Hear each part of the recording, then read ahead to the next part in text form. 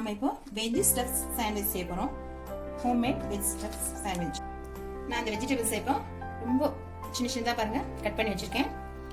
எல்லாம் பாருங்க இவ்வளவு சின்னதா இருக்குன்னு. அப்பதான் வந்து எல்லாம் நல்லா ஒன்று சேரும். வெங்காயம் பாதி எடுத்திருக்கேன். பாதி சின்ன வெங்காயமா இருந்தா நீங்க முழுசாவே போட்டுக்கலாம். இல்லாட்டி பெருசா இருந்தா பாதி போட்டுக்கோங்க போதும்.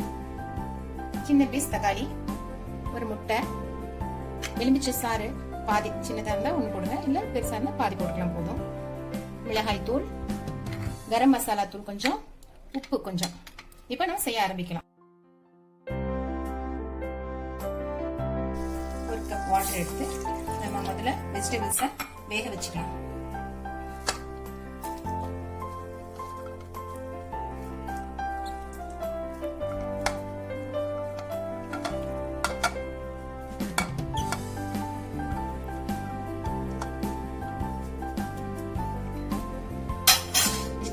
நம்ம உப்பு சேர்த்துக்கிறோம்.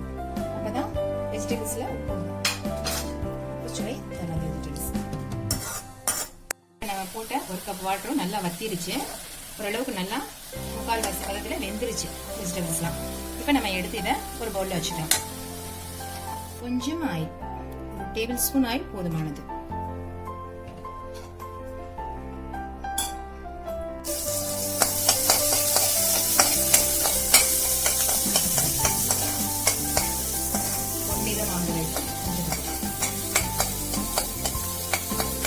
கட் பண்ணி வச்சுட்டு தக்காளியை போட்டுக்கலாம்.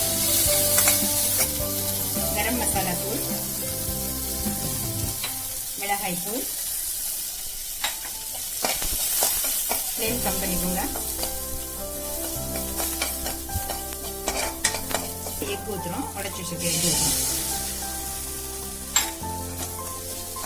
இது கொஞ்சம் கிளறுங்க. அப்படி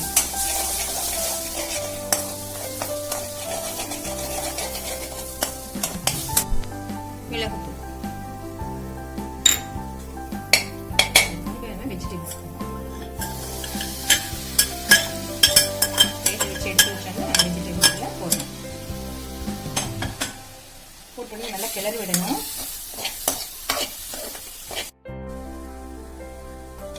இந்த மாதிரி உதிரியா இருக்கணும். அதுல நம்ம ½ எலுமிச்சை சாறு வச்சிருக்கோம். அதை கொஞ்சம் இப்படி போட்டுருக்கோம். டேஸ்டுக்காக, ஒரு புளிப்புச்சுவை வர்றதுக்காக.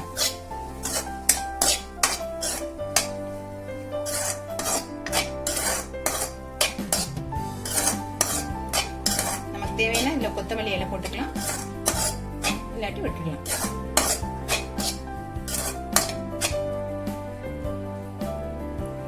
கொஞ்சம் இப்ப ஆற விடலாம்.